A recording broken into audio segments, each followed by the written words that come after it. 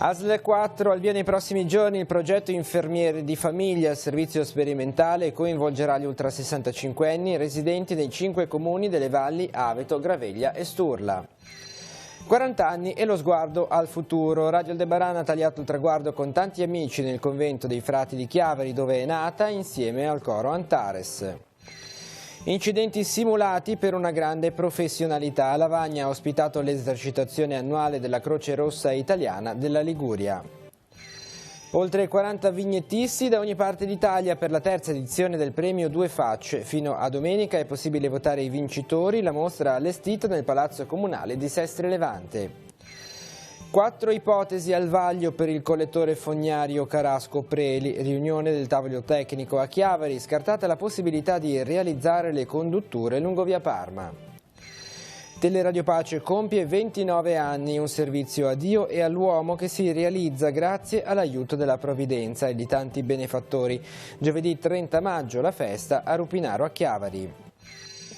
Nel segno del dialogo, tutto pronto per l'edizione 2019 del Festival della Parola a Chiavari. Tra le novità il Dida e il calendario di eventi nello specifico dedicati alle scuole.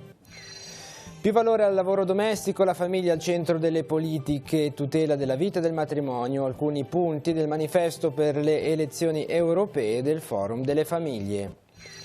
Oltre 710 alunni dell'Istituto Comprensivo Chiavari 2 all'edizione 2019 di Corri nel Verde. 17 ecografi per il sistema di emergenza sanitaria della Liguria. Sono stati dati in dotazione ai 118 di tutta la regione, 2 gli apparecchi in funzione sulle automediche del Tigullio. E-sport, i giochi elettronici diventano un movimento che chiede riconoscimento anche come sport olimpico. A Chiavari il dibattito tra favorevoli, possibilisti e perplessi. Tigullio al voto per le europee e le amministrative, urne aperte domenica dalle 7 alle 23, 19 i consigli comunali del territorio che si rinnovano, tra cui Rapallo, Santa Margherita Ligure, Lavagna e Cogorno. Un saluto a tutti, bentrovati all'appuntamento con il TG guardando la settimana, la nostra rassegna dei principali fatti accaduti nel Tigullio negli ultimi 7 giorni. Temi della sanità, nella giornata di lunedì abbiamo parlato del progetto di famiglia, dell'infermiere di famiglia, il progetto che sta per partire e coinvolgerà le valli Aveto, Graveglia e Sturla. E poi abbiamo festeggiato insieme a Radio Aldebaran i 40 anni di vita della emittente radiofonica, nata appunto 40 anni fa nel convento dei frati cappuccini di Chiavari, di Viale Tappani, dove si è svolta la festa per il compleanno. Vediamo i servizi. L'obiettivo fondamentale di questo progetto è quello di mantenere gli anziani al proprio domicilio in condizioni di autonomia il più a lungo possibile.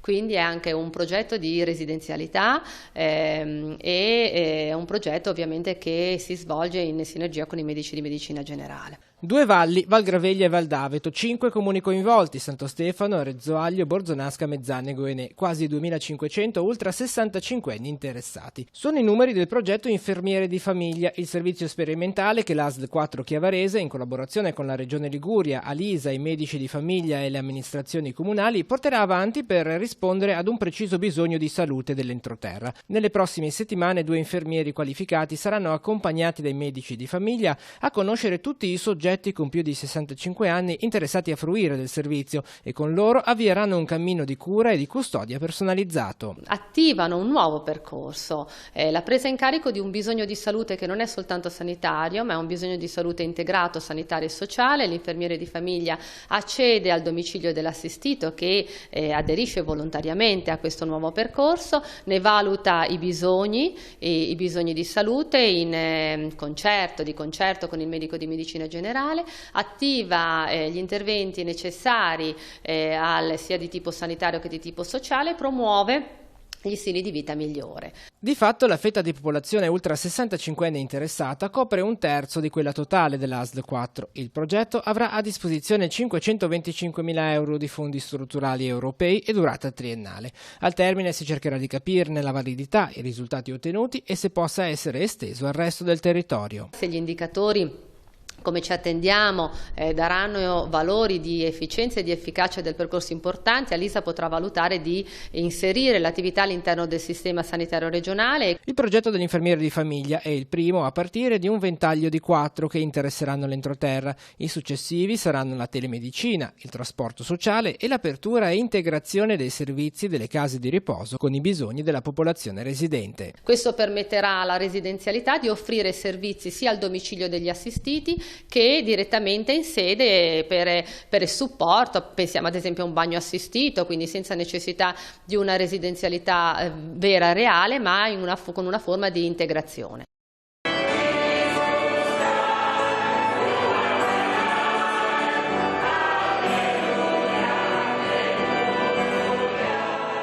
Rita, 30 anni. Sì, siamo cresciuti nel tempo, alcuni sono andati via per problemi familiari, per cambio di vita, però adesso siamo circa una quarantina di persone. Sì. Io ho voluto fortemente che il coro diventasse, prima che un coro, un gruppo di amici. È stato un po' difficoltoso, un po' perché ho dovuto smussare io qualche parte del mio carattere, però piano piano siamo riusciti, anche con l'aiuto di Padre Lorenzo, a unirci molto, quindi riusciamo a ritagliarci dei tempi insieme oltre le prove e oltre la messa, per cui ci si vede fuori, facciamo delle mangiate, delle gite insieme e questo è una cosa secondo me molto importante.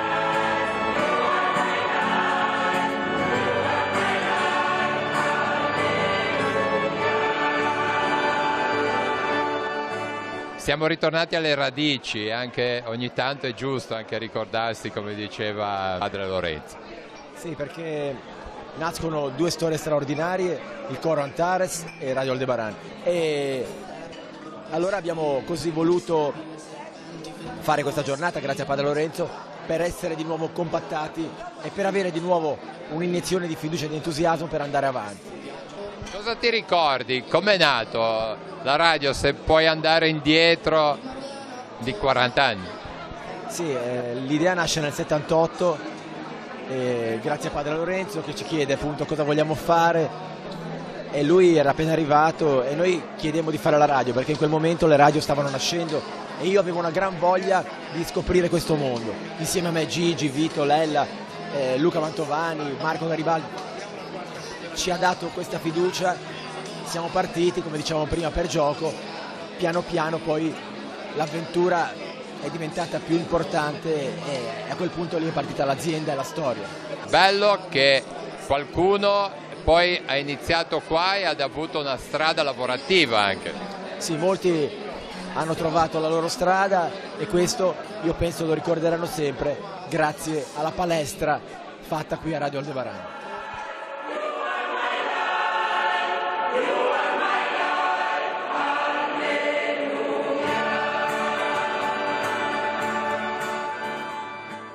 A Lavagna adesso la cittadina ha ospitato l'esercitazione regionale di tutte le Croce Rosse del territorio ligure, una serie di simulazioni, di incidenti simulati per mettere alla prova la professionalità degli addetti. E poi c'è tempo ancora, qualche ora per votare i vignettisti che andranno a vincere il premio Due Facce promosso dall'associazione Euleudo di Seste Levante. La mostra è allestita nel Palazzo Comunale. Vediamo. La gara di primo soccorso è un'attività di formazione, in particolar modo, è un'attività di sviluppo per far conoscere alla cittadinanza Croce Rossa e le proprie attività e quest'anno è stata scelta Lavagna perché insomma una cittadina che merita, una cittadina bellissima. Quest'anno nel territorio del Tigullio era necessario portare una gara di primo soccorso. Quante stazioni ci sono? Allora abbiamo 9 stazioni. All'interno di ogni stazione abbiamo più scenari, sulle scene ci sono dei giudici e dei master per le valutazioni degli operatori che approcceranno ai feriti o alle persone coinvolte. verrà redatta una graduatoria, questa graduatoria in base a chi arriverà per primo, oltre ad essere campioni regionali di primo soccorso della Croce Rossa, andranno a rappresentare la regione Liguria il 14 settembre a Vicenza. Invece in Liguria come sta andando? Leggiamo un'Italia che aiuta, no? Il Comitato regionale Liguria, tanto cuore in campo. Allora, la Liguria è formata da 56 comitati territoriali che sono sparsi nelle varie cittadine liguri, con molte sedi alle dipendenze di questi comitati. Siamo circa 8.000 volontari in regione, con i 160.000 in Italia e i 17 milioni nel mondo. Siamo quell'Italia che aiuta e quel mondo che aiuta, quindi siamo sempre presenti ovunque e per chiunque. Mauro, qua abbiamo un ferito che si presta a 2 parole. Come stai vivendo questo momento? Traumaticamente, ti giuro, traumaticamente. Ho la spalla che non la sento più. Ma è la prima volta che fai un'esperienza così? Allora sei allenato?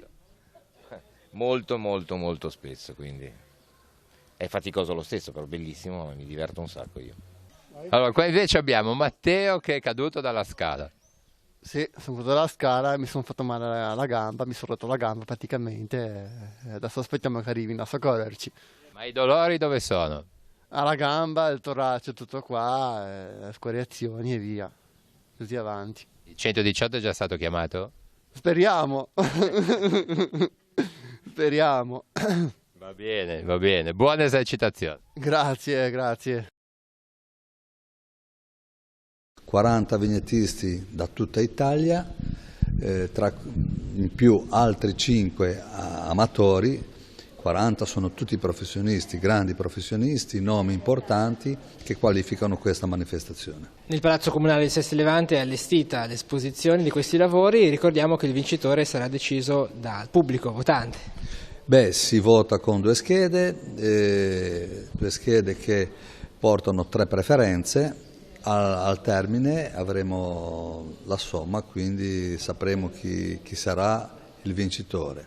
Il tema di quest'anno sono le favole, quindi noterete che tutte sono indirizzate sulle favole, e il giorno 15 di giugno e 16 di giugno avremo i vignettisti, alcuni vignettisti qui in Piazza Matteotti, che saranno a favore pubblico, cioè il pubblico potrà chiedere, dando un tema, loro faranno una vignetta. Che qualità emerge dai lavori, che cosa raccontano, come viene appunto declinato il tema della favola? Beh, la fantasia dei vignettisti non sta a me giudicarla. Che ci sono nomi importanti, basta leggere il manifesto che abbiamo appeso, da Careghi, da Toscareghi appunto, da Zazza, da Campaner, cioè se uno è un po' dentro alla questione vignette conosce bene chi sono questi personaggi. Sono personaggi che lavorano molto anche con quotidiani nazionali. L'invito è venire a scoprire i loro lavori. Indubbiamente, io credo che un momento di ilarità faccia sempre bene e diciamo che ci sono anche vignette con una punta di criticità, di critica, più che criticità, di critica. Sono vignette attente, la satira poi si sa spazia su tutto e hanno adeguato le fiabe a momenti anche della quotidianità, per cui venite a vedere le vignette. Sono 4 le ipotesi al vaglio per il collettore fognario che collegherà Carasco con il depuratore di Preli in comune a Chiavari. Mercoledì si è svolta una riunione tecnica che ha approfondito l'argomento. Vediamo com'è andata. Abbiamo valutato diverse soluzioni progettuali per il collettamento dei reflui verso Chiavari. Oggi ne abbiamo analizzate nel dettaglio 4 e sapevamo di alcune criticità su quelle che passano per esempio in Viale Parma. Con il sindaco e i tecnici abbiamo affrontato quali criticità, quali problematiche ci possono essere posando i collettori o lungo la sponda destra del torrente Lavagna o addirittura in sponda, al di là, nella sponda sinistra, quindi lungo le strade che portano verso Carasco. Questo per riuscire appunto a garantire il collettamento e minimizzare l'impatto non solo ambientale ma anche del traffico e dei disagi sulla popolazione.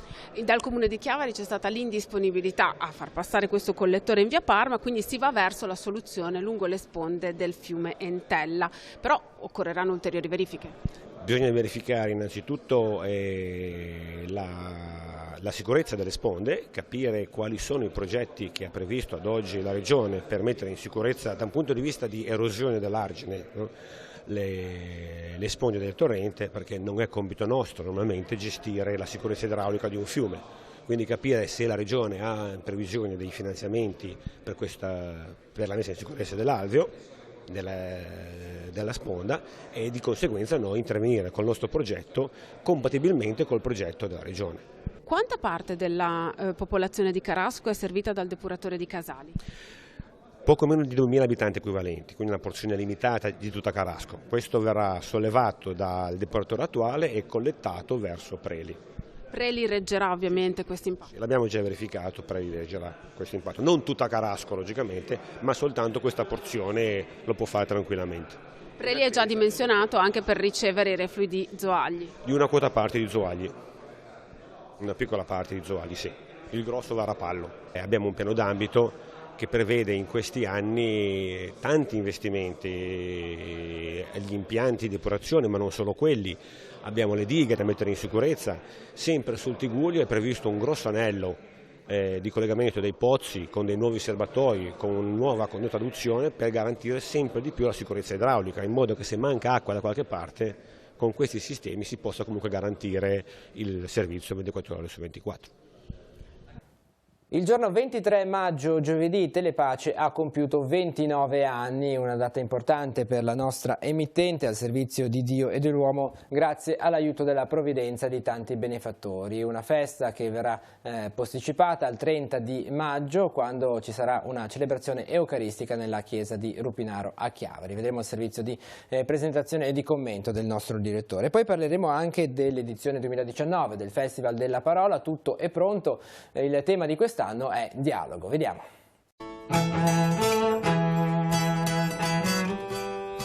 29 anni fa nasceva l'esperienza della nostra emittente. Telepace nasceva piccolissima con un impianto che forniva un po' di servizio su Chiavari, Lavagna e qualche zona dell'entroterra. Dopo 29 anni siamo qua sempre con lo stesso spirito, quello di allora, di essere al servizio di Dio e dell'uomo, e con intanto un grande senso di gratitudine al Signore che ha voluto questo progetto di comunicazione e lo ha sostenuto per tutti questi anni. Per le tante persone che ci hanno aiutato, la gratitudine per chi ha collaborato, chi ha sostenuto e sostiene l'emittente. Ed anche la gratitudine perché in questi anni abbiamo incontrato tanti momenti di vita del nostro territorio, della Chiesa, del mondo, e abbiamo potuto metterci a servizio, come siamo stati capaci, di questa realtà così varia, ricca, multiforme, che ci è stato dato modo di servire e di portare anche nelle vostre case. Telepace è nata 29 anni fa con questa telecamera che oggi sa di preistoria. Quanti cambiamenti tecnologici, quante novità, e adesso ce ne attende un'altra novità. Entro il 2022 cambierà ancora tutto l'assetto della televisione con l'avvento del digitale di seconda generazione.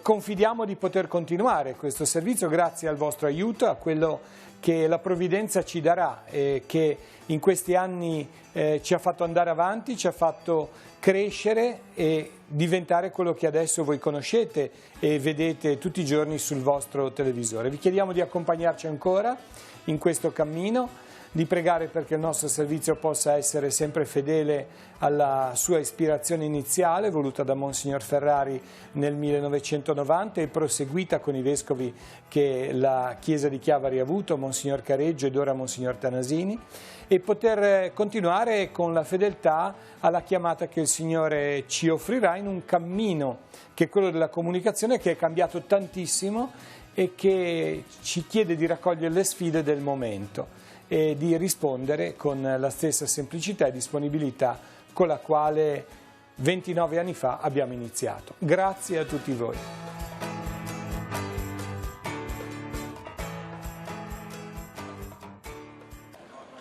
Prende forma in piazza Mazzini a Chiavari la grande sfera fatta di lettere, simbolo dell'edizione 2019 del Festival della Parola. Sarà sicuramente pronta entro il venerdì 30 maggio, giorno dell'inaugurazione della 6ª edizione della Kermesse, che porterà nel Tiguglio scrittori, musicisti e tutti coloro i quali hanno a che fare con la parola. Il flash mob dei ragazzi delle scuole che ricorderanno la caduta del muro di Berlino farà da apertura ad un ricco calendario di appuntamenti che avranno come filo conduttore il tema del dialogo. Ritengo che veramente oggi ce ne sia un grande bisogno. In qualche modo già l'anno scorso è stata un po' l'anticamera, no? L'Agorà è dove tra l'altro si muove e si adopera il dialogo. Quindi un bisogno veramente di dialogare, di restituire una certa dignità, un certo valore, ridimensionare un po' di cose, se possibile molto modestamente nel nostro piccolo. Saranno tra i protagonisti attraverso i quali si snoderanno gli eventi del festival Leonardo da Vinci, di cui ricorre il 500° anniversario della morte, Lucio Dalla e l'anniversario della caduta del muro di Berlino. Quest'anno si accentua la tripartizione con la quale sono state suddivise le proposte e le iniziative, con un nuovo spazio, il Dida, riservato in particolare alle scuole. Le scuole, quindi l'interazione tra scuole e festival, come peraltro si vuole che sia, perché il festival è nato con questa vocazione, e alle quali quest'anno c'è una novità nella novità, ovvero nel contenitore c'è l'aver regalato loro anche degli eventi nazionali di grande peso, personaggi come Monio Vadia che si spenderanno per esempio nella scuola. Il Fuori Festival, commercianti, quindi il nostro tessuto locale territoriale, le associazioni locali e territoriali avranno un loro calendario e il festival con i 30 eventi nazionali. Questo proprio per dare una visibilità, restituire ancora di più se possibile una maggiore visibilità e dignità al lavoro svolto.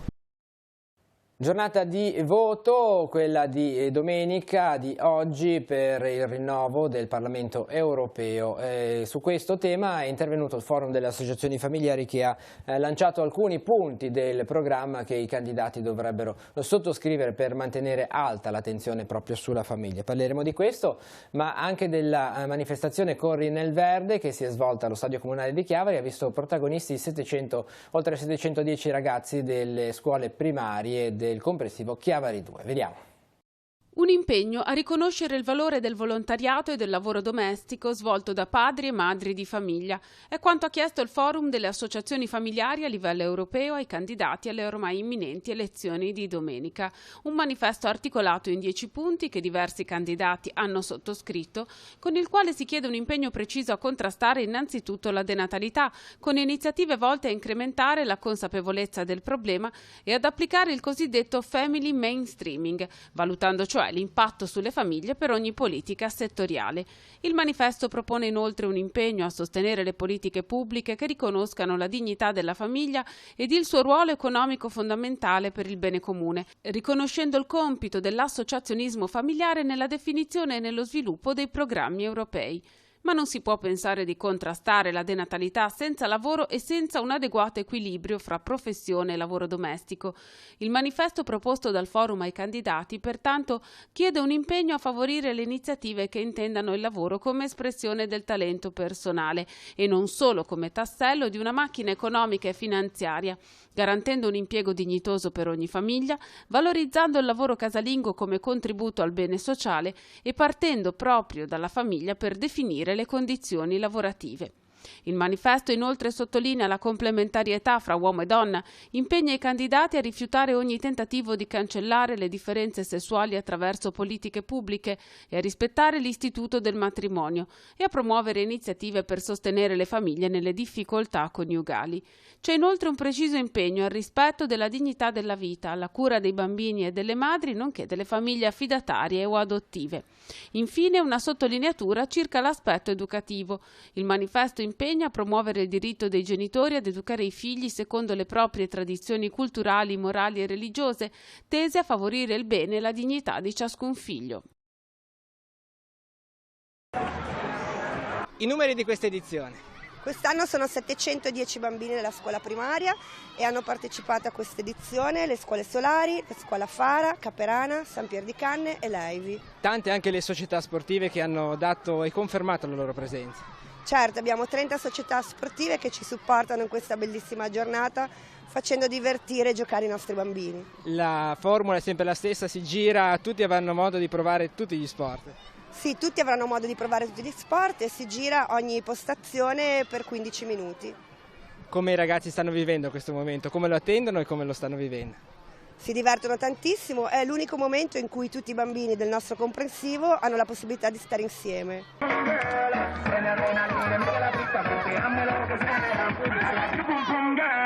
Corri nel Verde ormai è una conferma per la conclusione di un anno scolastico intenso e ricco di soddisfazioni.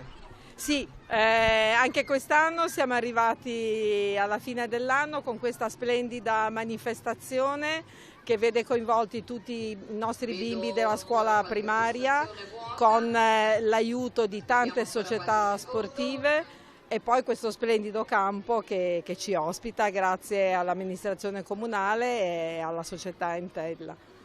Che anno è stato questo? Io credo che per tutti, dai più piccini ai più grandi della scuola secondaria, sia stato questo un anno di incontri importanti per loro. Mi piace ricordare l'incontro che alcuni ragazzi della scuola secondaria hanno avuto a Roma, a Montecitorio, in occasione dell'anniversario della morte di Ilaria Alpi. E credo che sia stato veramente un incontro emozionante che porteranno nel loro cuore. Sono 17 i nuovi ecografi portatili che sono stati donati al 118 della Regione Liguria, 2 di questi arriveranno anche nel Tigullio. In tema di sport invece parleremo di sport elettronici, si è svolto a Chiavari un convegno per fare il punto su questa disciplina che alcuni chiedono venga anche inserita nell'ambito dello sport olimpico. Facciamo il punto nei prossimi servizi. 17 nuovi ecografi per il sistema di emergenza sanitaria della Liguria, che così raggiunge un elevato standard qualitativo, garanzia di una migliore assistenza al paziente critico. Sono stati donati ai responsabili del servizio 118 di tutta la regione. Sono strumenti portatili che rendono estremamente affidabile la diagnostica anche in fase di primo soccorso, consentendo ai sanitari di anticipare sul punto di primo intervento azioni che altrimenti richiederebbero l'arrivo in ospedale per essere attuate. Diagnosi anticipata e tempestività di intervento permetteranno così di salvare altre vite. L'utilità dell'ecografo e la validità è apprezzabile in svariate situazioni, fra le quali la valutazione diagnostica di alcune patologie cardiache, quali l'infarto, la pericardite, la dissezione dell'aorta, negli eventi traumatici e altre situazioni pericolose. Entro la fine dell'anno tutte le automediche della Regione Liguria saranno dotate di questi speciali strumenti. Intanto 9 apparecchi saranno operativi per la provincia di Genova, 2 per la provincia di Savona, altrettanti per quella di La Spezia, per quella di Imperia e il 118 Tigullio Soccorso. Per quel che riguarda Tigullio ne sono stati consegnati 2 e che verranno messi posizionati sulle 2 automediche che abbiamo in servizio a Novara e a Pallo e è sicuramente un mezzo per fare delle diagnosi più accurate sul territorio per quel che riguarda patologie traumatiche mediche a livello toracico, la cardiaca e anche a livello addominale. Sicuramente alza il livello qualitativo del servizio, lo uniforma sempre di più con quello che si fa già in pronto soccorso e quindi diventerà sicuramente un fiore all'occhiello per la regione. Nel 1993 già veniva organizzato il primo campionato italiano di videogioco. Nell'arco di oltre 25 anni questo movimento è cresciuto esponenzialmente e si è sempre più strutturato sia come numero di aderenti sia come pratica sportiva vera e propria con regole, incontri, classifiche. Quando noi parliamo di e-sport, noi stiamo parlando di una struttura che prende i ragazzi come qualsiasi società sportiva, fa fare loro del grande movimento perché mens sana in corpore sano e dove ti serve il cervello, la reattività, il tuo corpo deve essere a posto. Vogliamo insegnare le regole di rispetto e il rispetto delle regole e l'altra cosa fondamentale, il rispetto delle altre persone. Le partite si disputano su campi di gara, luoghi di incontro dove possono affrontarsi sino ad 11 contro 11, un modello, quello dei giochi elettronici, che sta prendendo campo tanto da motivare i sostenitori a formulare richieste di riconoscimento come disciplina sportiva vera e propria.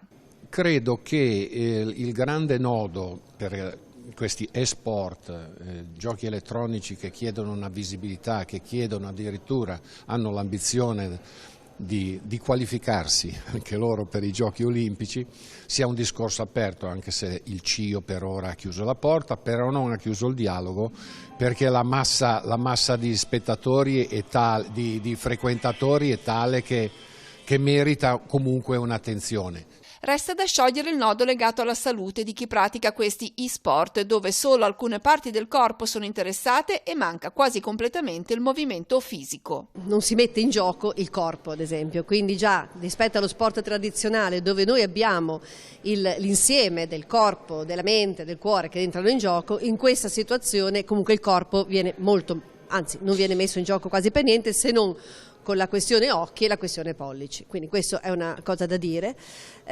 Ho visto con piacere che stanno organizzandosi e ho raccomandato a chi si occupa di questi sport nuovi di consentire, anzi di stimolare l'attività fisica nei ragazzi che fanno questo tipo di attività, perché comunque l'uomo è fatto per il movimento. Siamo così arrivati al termine di questa edizione del TG Guardando la settimana. Il nostro approfondimento è dedicato alle elezioni. Il Tigullio è chiamato al voto come il resto d'Italia per le europee, urne aperte dalle 7 alle 23, ma anche sono 19 i comuni del Tigullio chiamati al voto per rinnovare il sindaco. Nella nostra scheda le modalità di voto per entrambi appunto gli appuntamenti elettorali. Vi rinnovo anche l'appuntamento con le nostre dirette, seguiremo lo spoglio dei comuni, dei 19 comuni coinvolti dal voto a partire da lunedì pomeriggio alle 14. Vedremo in tempo reale i risultati delle elezioni amministrative. È tutto per questa edizione del TG Guardando la settimana. Il spazio adesso al nostro approfondimento, l'appuntamento con la rubrica torna fra 7 giorni. Grazie per essere stati con noi, buon proseguimento di giornata. I cittadini con diritto di voto potranno recarsi alle urne muniti di documento di riconoscimento e tessera elettorale dalle 7 alle 23 di domenica 26 maggio. Per quanto riguarda le elezioni europee, sono 50.952.719 gli elettori chiamati a eleggere i 73 rappresentanti italiani nel Parlamento europeo, 20 i seggi assegnati alla circoscrizione 1 Italia nord-occidentale, nella quale rientra la Liguria. In totale sono 5 le circoscrizioni nelle quali è suddivisa l'Italia. Come si vota? L'elettore ha diritto di manifestare il voto di lista tracciando con la matita copiativa un segno sul contrassegno corrispondente alla lista prescelta o nel rettangolo che lo contiene. L'elettore può esprimere voti di preferenza fino a un massimo di 3. Nel caso di più preferenze espresse, queste devono riguardare candidati di sesso diverso. Se invece si esprimono più preferenze per candidati tutti dello stesso sesso, vengono annullate le preferenze successive alla prima. La preferenza deve essere manifestata esclusivamente per candidati compresi nella lista votata. Il voto di preferenza si esprime scrivendo con la matita nelle apposite righe tracciate a fianco del contrassegno della lista votata il nome e il cognome o solo il cognome dei candidati preferiti, compresi nella lista. In caso di identità di cognome fra i candidati bisogna scrivere sempre il nome e il cognome e, se occorre, la data e il luogo di nascita. Qualora il candidato abbia 2 cognomi, l'elettore nel dare la preferenza può scrivere uno solo. L'indicazione deve contenere entrambi i cognomi quando vi sia la possibilità di confusione tra i candidati. Per quanto riguarda il voto alle amministrative, sono 19 i comuni del Tigullio chiamati al voto per un totale di oltre 79.000 elettori. Le modalità di espressione per il sindaco cambiano in funzione della popolazione dei comuni.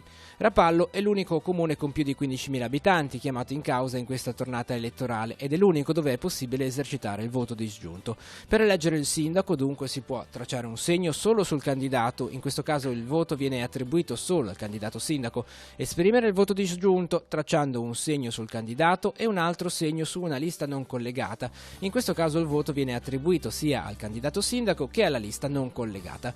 Tracciare un segno solo su una delle liste collegate al sindaco o anche sia sul candidato sindaco che su una delle liste collegate al medesimo. In entrambi i casi il voto viene attribuito sia al candidato sindaco che alla lista dei candidati consiglieri.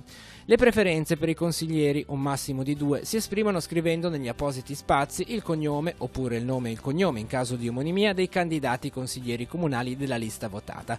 In caso di espressione di 2 preferenze, queste devono riguardare una candidata di genere femminile e un candidato di genere maschile o viceversa, pena l'annullamento della seconda preferenza. È eletto sindaco al primo turno il candidato che ottiene la maggioranza assoluta dei voti validi, almeno il 50% più 1. Qualora nessun candidato raggiunga questa soglia, si tornerà a votare domenica 9 giugno per il ballottaggio tra i 2 candidati più votati. Nei comuni fino a 15.000 abitanti, e del caso delle altre amministrazioni comunali chiamate al voto nel Tigullio, non si può effettuare il voto disgiunto. Pertanto si può tracciare un segno solo sul candidato sindaco, solo sulla lista collegata allo stesso o anche sia sul candidato sindaco che sulla lista collegata. In ogni caso, il voto viene attribuito sia alla lista dei candidati consiglieri che al candidato sindaco collegato. È eletto sindaco il candidato che ottiene il maggior numero di voti. Cambiano a seconda della popolazione le modalità di espressione delle preferenze. Nei comuni con popolazione inferiore ai 5.000 abitanti si può esprimere una sola preferenza. Nei comuni con popolazione superiore ai 5.000 abitanti, nel Tigullio, oltre al caso di Rapallo, ci sono Cogorno, Santa Margherita Ligure e Lavagna, è possibile esprimere 2 preferenze per i candidati a consigliere comunale, avendo cura di scegliere 2 candidati di genere diverso tra loro, pena l'annullamento della seconda preferenza.